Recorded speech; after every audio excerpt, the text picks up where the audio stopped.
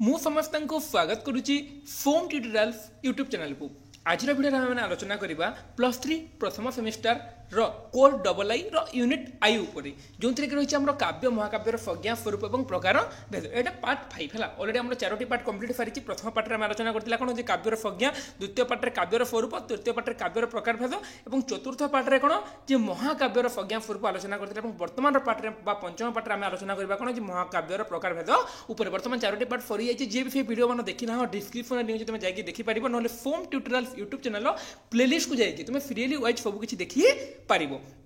तो मुझे तुमको पूर्व वीडियो भी कही कहार किसी भी डाउट थोड़ा मतलब कमेंट करके पचार बोली कि कौन कमेंट भी आसनी कि तुम जो किसी डाउट है किसी बुझी न पार तार मतलब पचारि पार। और जी भी मो टेलीग्राम ग्रुप में ऐड है ना डिस्क्रिप्शन लिंक अच्छी जाकि तुम मो टेलीग्राम ग्रुप में ऐड हो पार। तो विलंब न करके आलोचना करवा आम आज भिडियो महाकाव्यर प्रकार भेद उपर। पूर्व आम आलोचना कर सारी महाकाव्यर संज्ञा स्वरूप तुमको बुझे से आम आलोचना करता है पाश्चात्य साहित्य क्यों भाव पाश्चात्य साहित्य महाकाव्य मैंने कौन, प्राच्य साहित्य महाकाव्य मैंने कौन और ओडिया साहित्य महाकाव्य मैंने कौन कौन कौन महाकाव्य परीक्षा प्रश्न आसपे जो ओडिया काव्यर 2टी महाकाव्यर उदाहरण दे दियो सीधा सीधा लिखिदेव तुम्हें सारला दास महाभारत दांडी रामायण तापर बिलंका आमर बड़राम दास दांडी रामायण से तुम लिखि पार। तो संज्ञा स्वरूप उपर डिटेल्स आलोचना कर सारी। तो बर्तमान आम आलोचना करवा कौन महाकाव्यर प्रकार भेद उपर आम आलोचना करवा। तो महाकाव्य कौन मुझे तुमको पूर्व अलरेडी बुझे देती से महाकाव्य विशेषकर कौन होता है निज अपेक्षा निज भाव अपेक्षा समाजर गोष्ठीर भाव को से संक्षिप्त से वर्णना करा जाई थाए है। तार डेफिनेशन मैं तुमको पूर्व कहीदी आउ कहीकि मैंने से ऊपर समय लेट करवानी कहीं तुम से वीडियो जाके देखी नेब से पार्ट न बुझे पार्ट बुझीपार ना है। तो महाकाव्य केते भाग विभक्त? महाकाव्य 2 भाग विभक्त। गोटे स्वतःस्फूर्त महाकाव्य इपिक ऑफ ग्रोथ और ऑथेंटिक इपिक बोली कह जाए। स्वतःस्फूर्त आपे आपे जहाँ प्रकाश होता है। आ गोटे साहित्यिक महाकाव्य EPIC of art of literary EPIC. तो 2टा महाकाव्य केते भाग विभक्त? 2 भाग। गोटे स्वतःस्फूर्त महाकाव्य आ गोटे साहित्यिक महाकाव्य है। बहु प्राचीन काल में महाकाव्य गुड़िक स्वतःस्फूर्त महाकाव्य बहु प्राचीन काल जो महाकाव्य गुड़िक आम देखा से स्वतःस्फूर्त महाकाव्य। एभली महाकाव्यर केतेक कवि अज्ञात केतेकंकर कौन विधिबद्ध परिचय मिले ना से जो स्वतःस्फूर्त जो महाकाव्य जो रचना करते से कवि मैंने से मध्य केते कवि अज्ञात आम चिन्हनु जाणीनु और आउ केते जन कविंकर कौन विधिबद्ध परिचय मिले ना। ए महाकाव्यर जो स्वरूप एवं मिले से तार प्राथमिक स्वरूप नुहे। बर्तमान ये महाकाव्य जो स्वतःस्फूर्त महाकाव्यर जो स्वरूप बर्तमान मिलूँ से कौन से प्राथमिक स्वरूप नुहे। कालक्रमे मुखर मुख को आसी अनेक कथा युक्त हो जाए। बर्तमान जो स्वतःस्फूर्त महाकाव्यर स्वरूप पर आम आलोचना करा जो कौन से पढ़ा से कौन जो पूर्व जो था नुहे। बर्तमान धीरे धीरे मुखर मुख आसिकी से स्वतःस्फूर्त महाकाव्य केतेक अनेक कथा संयुक्त हो रही जाए। प्राचीन महाकाव्य रचित है बेले कवि आगे नियमित नियम नियंत्रित काव्यदर्श न थाए। प्राचीन महाकाव्य रचित है बेले कौन जे कवि आगे नियम नियंत्रित काव्यदर्श न थाए। ये प्राचीन महाकाव्य रचित होता है जो स्वतःस्फूर्त महाकाव्य से समय कौन जे नियम नियंत्रित काव्यदर्श माने निर्दिष्ट नियम लिखा से समय नाला।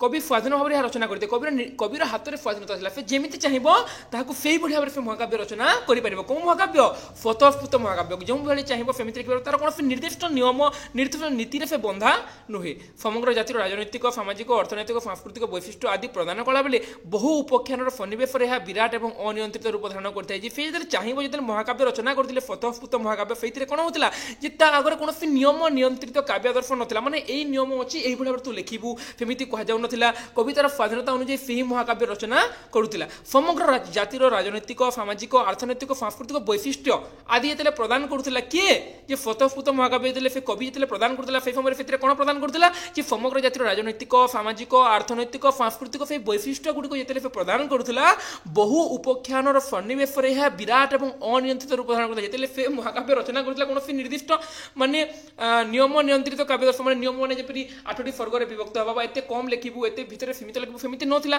तो से समय कवि लिखि चली जहाँफल कि से जो महाकाव्य कौन विराट और अनियंत्रित बहुत बड़ रूप धारण करुला। विशेषतः पुरुषानुक्रमे ए बहु उपाख्यान जोग हो यार गठनर संहति व्याहत हवा संगे संगे यह विराट रूप धारण करते जपरी कौन नियम रहा ना। तो जहाँ चाहिए लिखू तेणु से लिखि चली जिते दूर है सब परिचय वंश परिचय जहाँ परिचय पूरा फुल कर देते। तेणु स्वतःस्फूर्त महाकाव्यर आंगिक वैष्टव्य सुरक्षित हो पारा ना माने स्वतःस्फूर्त भाव में जो महाकाव्य रचना करते कवि से समय कौन तार आंगिक तार विभिन्न अंग प्रत्यंग जब आम कहीपर वैष्टव ହେଲା ସୁରକ୍ଷିତ ହୋଇ ରହିପାରିଲାନି। ଆଡ଼େ ଯଦି ଯାହା ପାରିବ ତାହା ଲେଖି ଚାଲିବ, କ'ଣ କିଏ କ'ଣ ପଢ଼ିବ କି ତାକୁ ସେତେ ଗୁଡ଼େ ଥିବ ନିର୍ଦ୍ଦିଷ୍ଟ ନଥିବ ତାକୁ କେହି ପଢ଼ିବେନି, ତେଣୁ ସେଇଟା ସୁରକ୍ଷିତ ହୋଇପାରିଲାନି। କିନ୍ତୁ ଏହି ଜାଙ୍ଗଳିକ ରୂପ ଭିତରେ ସ୍ୱତଃସ୍ଫୁର୍ତ୍ତ ଭାବରେ ଅନିର୍ବାଚନୀୟ ନୈସର୍ଗିକ ସୌନ୍ଦର୍ଯ୍ୟ ଫୁଟି ଉଠିଥାଏ।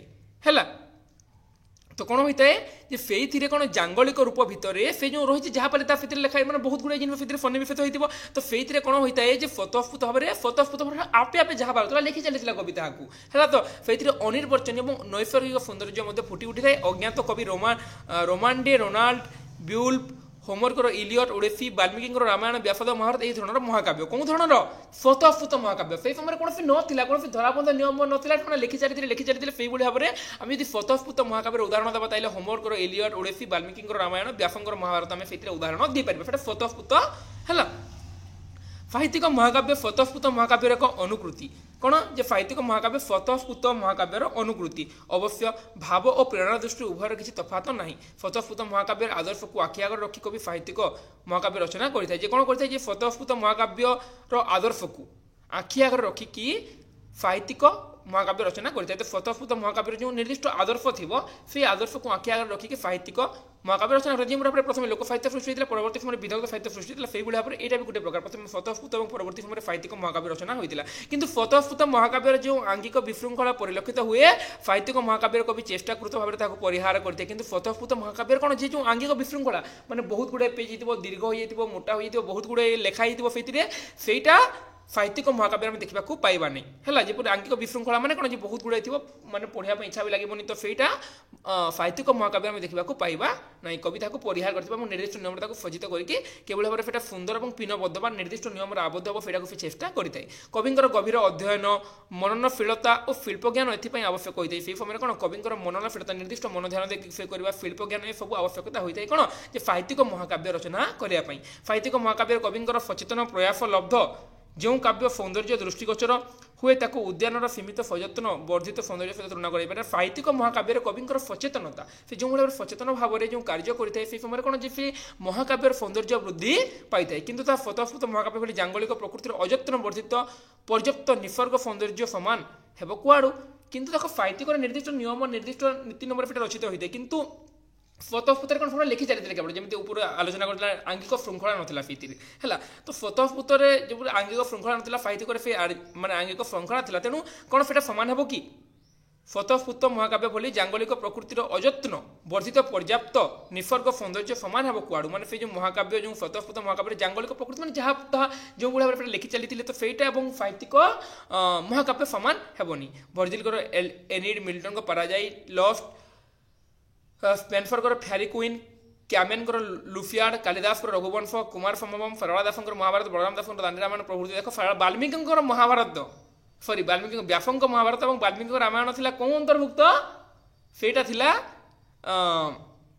সেটা লা কোণ যে সেটা লা স্বতঃস্ফূর্ত মহাকাব্য অন্তর্ভুক্ত কারণ প্রাচীনর মহাকাব্য গুড়িক সব স্বতঃস্ফূর্ত বহুত প্রাচীনর যে বহুত দীর্ঘদিন রয়েছে আসছে সেটা স্বতঃস্ফূর্ত কিন্তু বর্তমান যে মহাকাব্য মানে নূতন পিঢ়িরে যেটা লেখা চালিছে সেইটা সাহিত্যিক মহাকাব্য। তো যেতবে আমি দেখা ব্যাসঙ্ক মহাভারত বা বাল্মীকিঙ্কর রামায়ণ লা কোণ স্বতঃ মহাকাব্য কিন্তু সারলাঙ্ক মহাভারত এবং বলরামঙ্কর রামায়ণ হয়ে গলা কোণ সাহিত্যিক কাব্যর নমুনা সব সাহিত্যিক মহাকাব্য। সারলাঙ্কর মহাভারত কহিলে আমি তাকে সাহিত্যিক মহাকাব্য বলে কহিপারা কিন্তু ব্যাসঙ্ক মহাভারত কহিলে তাকে আমি কহিপারা কোণ স্বতঃস্ফূর্ত মহাকাব্য বলি। ইটালি ফ্রান্স ইংল্যান্ড কেতেক কবি মহাকাব্যর লালিকা রচনা করেছেন এখন বিদ্রুতাত্মক মহাকাব্য কুহযায়। তো ইটালি ফ্রান্স এবং ইংল্যান্ডে কেতেক কবি কোণ যে মহাকাব্যর লালিকা রচনা করেছেন যাকে বিদ্রুতাত্মক মহাকাব্য যেপরি আমি আলোচনা করেছিলাম উপরে মধুসূদনকর ভণ্ড রাসায়ন যেপরি আমি আলোচনা করেছিলাম বিদ্রুতাত্মক বিদ্রুপ করি কি হল এ প্রকার রচনার মহাকাব্য রীতি অতি সাধারণ কথা পরিহাসমূলক ভঙ্গিরে প্রকাশ করা যাই সেইথিরে কোণ হয়ে যে বিদ্রুতাত্মক মহাকাব্যরে মহাকাব্য রীতিরে অতি সাধারণ কথা অতি সামান্য কথা থাকবে কিন্তু তাহাকে পরিহাসমূলক ভঙ্গিরে তাকে পরিহাস করা ভঙ্গিরে সেটা প্রকাশ করা যাই থাই। ব্যঙ্গ রচনা বলি এর উদ্দেশ্য হচ্ছে ব্যক্তি বা সমাজের দোষ দুর্বলতাকে বিদ্রুপ করে ভাল বাটক আনবা যে কোনো যে ভাবে আমি উপরে আলোচনা করলে ভণ্ড রসায়ন যেপরিক ইন্দ্রধনু এবং বিজুলি পত্রিকা যেপরিক রাধানাথ রায় এবং ভঞ্জঙ্কর পত্রিকা পরস্পরকে সমালোচনা করলে সেইথিরে কোণ হয়ে যে ব্যঙ্গর উদ্দেশ্য হচ্ছে যে ব্যক্তি ও সমাজের যে দোষ দুর্বলতা রয়েছে তাকে বিদ্রুপ করি তাকে সমালোচনা করি তাকে ভাল বাটক আনবা লা এই এর মুখ্য লক্ষ্য কোনথির যে এই যে বিদ্রুপাত্মক মহাকাব্যর লক্ষ্য। পোপকর র্যাপ অফ দি লেক ইলিয়টর লালিকা ভাবে ব্যাটেল অফ দি এটা ইংরাজীরে জানিবা দরকার নেই হল battle of the frog and mice and মধুসূদনଙ୍କର ভଣ୍ଡ রাফায়ନ ଆମେ କହିପାରିବା ଯେ ଆମ ଓଡ଼ିଆ ସାହିତ୍ୟରେ ଯେଉଁ ପ୍ରତିଫଳିତ ଯେଉଁ ହେଇଛି କ'ଣ ଯେ ବିଦ୍ରୁପାତ୍ମକ ମହାକାବ୍ୟ ବିଦ୍ରୁପାତ୍ମକ ମହାକାବ୍ୟ ଭାବରେ ଆମେ ମଧୁସୂଦନଙ୍କର ଭଣ୍ଡ ରାଫାୟନର କଥା ଆମେ ଆଲୋଚନା କରିପାରିବା ବା ସେଇଟାକୁ ଆମେ ଗ୍ରହଣ କରିପାରିବା। ତ ଏହା ସହିତ ଆମର ସରିଯାଇଛି ଯେ ବହୁତ କମ୍ ଥିଲା ସ୍ୱଳ୍ପ ହିଁ ଥିଲା ମହାକାବ୍ୟର ପ୍ରକାରଭେଦ ଏଇଟା ସେଇ ପାର୍ଟରେ ବନେଇ ଦେଇଥିଲି ହେଇଥାନ୍ତା କିନ୍ତୁ ସେଇ ପାର୍ଟଟା ପାଖାପାଖି 40 ମିନିଟ୍ ହେଇଯାଇଥିଲା ତେଣୁ ମୁଁ ତାକୁ ବେଶୀ ଲଙ୍ଗ କଲିନି।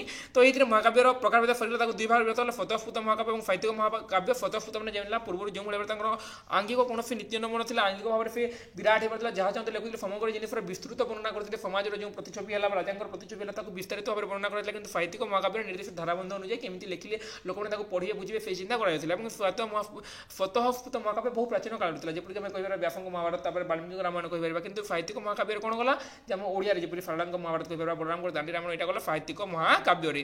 ତ ବର୍ତ୍ତମାନ ଆମେ ଆଲୋଚନା କରିସାରିଲା ପିଲାମାନେ ମହାକାବ୍ୟ ଉପରେ ଡିଟେଲ୍ସରେ ପଢ଼ିଲା ପୂର୍ବରୁ ଆମେ ଆଲୋଚନା ବି କରିଥିଲେ ତାର ସଂଜ୍ଞାଗୁଡ଼ିକ ଉପରେ ତାପରେ ପାଶ୍ଚାତ୍ୟ ସାହିତ୍ୟରେ ମହାକାବ୍ୟ ପ୍ରାଚ୍ୟ ସାହିତ୍ୟରେ ମହାକାବ୍ୟ ଏବଂ ଓଡ଼ିଆ ସାହିତ୍ୟରେ ମହାକାବ୍ୟ ସେଇଟା ମଧ୍ୟ ଡିଟେଲ୍ସରେ ଆଲୋଚନା ଆମେ କରିଥିଲେ। ତ ଆଶା କରୁଛି ନିଶ୍ଚିତ ଭାବରେ ମୋତେ ବୁଝିଯାଇଥିବ ବୋଲି। ତ ବର୍ତ୍ତମାନ ଆମର ଫାର୍ଷ୍ଟ ୟୁନିଟ୍ର କ ଆମର ସରିଗଲା 5ଟି ପାର୍ଟ ଲାଗିଲା ଆମର ଗୋଟେ ଦୁଇଟା ଅଛି ନା ଗୋଟେ କ ଏବଂ ଆଉ ଗୋଟେ ଖ। ତ ଖରେ ଆଉ ରହିଛି ଆମର କ'ଣ କ'ଣ ରହିଛି ସେଥିରେ ଗାଥା କବିତା ଗୀତି କବିତା କ'ଣ ରହିଛି ସେଇଟା ଆମେ ପରବର୍ତ୍ତୀ ସମୟରେ ଦେଖିବା କିନ୍ତୁ ଆମର ଯେଉଁ କ ଥିଲା ସେଇଟା ସରିଗଲା ଯେଉଁଥିରେ ଥିଲା ଆମର କ'ଣ যে কাব্য ও মহাকাব্যর সংজ্ঞা স্বরূপ প্রকারভেদ সেটা আমার 5টি পার্ট এটা লা পার্ট 5 হল পার্ট 5 তোমাকে পূর্বর বি কইছি এটা লা পার্ট 5 পূর্বর পার্ট 1 পার্ট 2 পার্ট 3 মানে পার্ট 1 পার্ট 2 পার্ট 3 রে লা কাব্য সংজ্ঞা স্বরূপ ও প্রকারভেদ পার্ট 4 রে লা মহাকাব্যর সংজ্ঞা স্বরূপ এবং বিভিন্ন জিনিস ভিতরে মু বুঝাইকি দিয়েছি এবং পার্ট 5 এটা যে লা এটা পার্ট 5 রে আমি আলোচনা করে সারিছে কোন যে মহাকাব্যর প্রকারভেদ উপরে মধ্যে আমি আলোচনা করি সারিছে। তো বর্তমান আমরা কাব্য এবং মহাকাব্য উপরে তোমাকে যে কোনসি কোশ্চেন আসলে মধ্যে করি পারিব কাহিনা আমি বহুত গুড়ে জিনিস আলোচনা করে ফেলেনি কাব্য মানে কোন মহাকাব্য মানে কোন তাকে নিয়ে নির্দিষ্ট সংজ্ঞা তুমি উদাহরণ মতো ଦେଇପାରିବ ଯେ ଓଡ଼ିଆ ସାହିତ୍ୟରେ କୋଉ କାବ୍ୟ ରଚନା କରାଯାଇଛି ମାନେ କୋଉ ମହାକାବ୍ୟ ରଚନା କରାଯାଇଛି ତୁମକୁ ଯଦି ଜଣେ ପଚାରେ ଓଡ଼ିଆ ସାହିତ୍ୟରେ ମହାକାବ୍ୟ କ'ଣ କ'ଣ ଗୋଟେ ତୁମେ ତାକୁ କହିପାରିବ। ତାପରେ ଆମେ ଯେଉଁ ବିଦ୍ରୁପାତ୍ମକ ମହାକାବ୍ୟ ମଧ୍ୟ ଗୋଟେ ଆଲୋଚନା କଲା ଯେଉଁଟାକି ଭଣ୍ଡ ରାଫାୟନ ହେଲା ସେଗୁଡ଼ା ଭାବରେ ଆମେ ଅନେକ ଜିନିଷ ଆଲୋଚନା କରି ସାରିଛି। ତ ଆଶା କରୁଛି ନିଶ୍ଚିତ ଭାବରେ ସବୁ କିଛି ବୁଝିପାରୁଥିବ ବୋଲି ପାର୍ଟ 1 ଏବଂ ପାର୍ଟ 1 କହିଦେଲି କୋରାଇ ଏବଂ କୋ ଡବଲ ଆଇର ଆମର ରେଗୁଲାର କ୍ଲାସ୍ ଚାଲିଛି। କୋରାଇରେ ଆମର 2ଟା ୟୁନିଟ୍ ଅଲରେଡ଼ି ସରି ସାରିଛି। କୋରାଇରେ ଯେଉଁମାନେ ଦେଖିନ ସେ ଭିଡ଼ିଓ ଯାଇକି ଦେଖିପାରିବେ ଯେଉଁଥିରେ କି ଭାଷାର ସଂଜ୍ଞା ସ୍ୱରୂପ ପ୍ରକାରଭେଦ ଥିଲା 3ଟି ପାର୍ଟରେ ଏବଂ ଭାଷାର ଉତ୍ପତ୍ତିକାରୀ ସିଦ୍ଧାନ୍ତ 2ଟି ପାର୍ଟରେ ସେଇଟା ମାନେ ଅଲରେଡ଼ି 2ଟା ୟୁନିଟ୍ ସରିଯାଇଛି ହେଲା। ଏବଂ এই যে ডবল আইর গোটে ইউনিটর অধা এটি সরিযাই মানে এতে 2টা ইউনিট বি সরিযোগ 2 দিন ভিতরে 2টা ইউনিট সরিযোগ 50% কোর্স সরি সারা পরে তারপরে দেখা পুঁ আমি যে আমার ভাষা বিজ্ঞান যে রয়েছে না কোণ কি রয়েছে আমার যে ভাষার উৎপত্তি কহিলি সরি আমার যে হ্যাঁ ভাষা পরিবার যে রয়েছে ভাষা পরিবার উপরে সেটি আমি আলোচনা করা। তো প্রথমে আমি কোর্সকে সমান সমান হবা সেটি 2টা ইউনিট সরিযাই কোরাইর কো ডবল আইর মধ্যে আমি 2টা ইউনিট লাগে পাটিকে গোটে 2-3 দিন ভিতরে হল 2-3 দিন ভিতরে কেমিতি সারিবা এবং তারপরে যাই পুঁ আমি সেই পাখকু যা। তো লং করবানি পিলা মানে ভিডিওকে পাখাপাখি 13 মিনিট হলানি তোমাকে যা বুঝাবার লা যেটা আবশ্যক জিনিস কেবল সেটা বুঝাউছি অযথা করি মু ভিডিওকে লং করা মোর কোণী উদ্দেশ্য নুহে হল। তেমন তুমি ভিডিওটাকে ঠিকসে দেখ ঠিকসে বুঝ তোমার যদি কিছু বুঝি ন পারো তাহলে সাঙ্গে সাঙ্গে আউ কিছু মানে ভাবিবার নাই সাঙ্গে সাঙ্গে কমেন্ট করতে মোর এটা বুঝি হেলানি তোমাকে মু মানে মোর প্রথম করদেবে তোমাকে বুঝাইবা হল। এবং মু তো কହୁছি যে মু কিছু জানিনি মু সমস্ত জিনিস জানিনি মু যেতে পারি পারু পর্যন্ত তোমাকে বুঝাইବାକୁ চেষ্টা করিবি সেইপাই তোমার যা বি ডাউট রয়েছে তোমার মধ্যে পচার এবং সেই জিনিসকে পুঁ আমি আলোচনা করি আগামী ভিডিওরে হল। কাহিଁକି ମୁଁ ତୁମକୁ ବାରମ୍ବାର ବି କହିଛି ଯେ କାହାର ମାନେ ସମସ୍ତଙ୍କର ଜ୍ଞାନ ସମାନ ନଥାଏ ବା ସମସ୍ତେ ସବୁ କିଛି ଜାଣିନଥାନ୍ତି ତେଣୁ ତୁମେ ବି ଯେଉଁଟା ଜାଣିନ ମୋତେ ପଚାରିବ ତାମାନେ ମୁଁ ବି ତାମାନେ ତାକୁ ବୁଝିକି ତୁମକୁ ପୁଣି ଥରେ ସେଇଟା ବୁଝାଇବାକୁ ଚେଷ୍ଟା କରିବି। ତ ପୁଣି ଦେଖାବା ଆମେ ଆଗାମୀ ଭିଡ଼ିଓରେ ଆଜିର ଭିଡ଼ିଓକୁ ଏତିକି ରଖିବା। ଭିଡ଼ିଓଟିକୁ ଶେଷ ପର୍ଯ୍ୟନ୍ତ ଦେଖିଥିବାରୁ ପାଖାପାଖି 14 ମିନିଟ୍ ପର୍ଯ୍ୟନ୍ତ ଦେଖିଥିବାରୁ ସମସ୍ତଙ୍କୁ ହୃଦୟରୁ ଧନ୍ୟବାଦ। ଜୟ ଜଗନ୍ନାଥ ଜୟ ମା ସମଲେଇ। ପୁଣି ଦେଖା ହେବା ଆମେ ଆଗାମୀ ଭିଡ଼ିଓରେ।